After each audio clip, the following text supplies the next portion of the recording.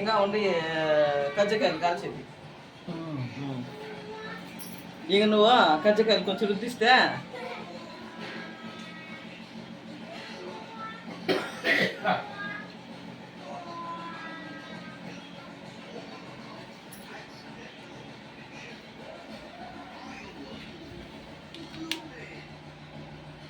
సంక్రాంతి అంటే ఏ దేవుడికి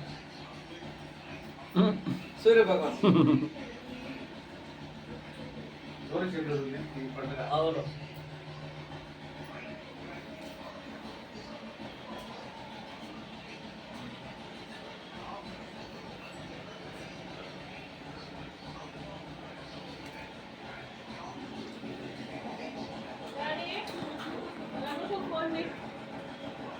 రాబోతు